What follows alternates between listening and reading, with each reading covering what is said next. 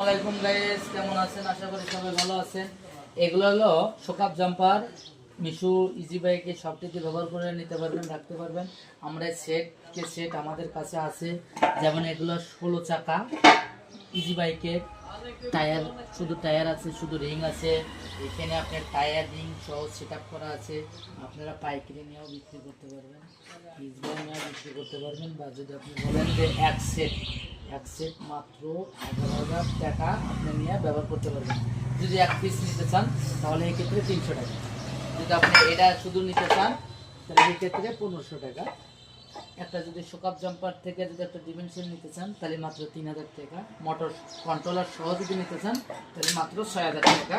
আর যদি শুধু আপনি এক ধরনের চাকা নিতে চান, যেমন এই চাকাটাই আছে, দেখেন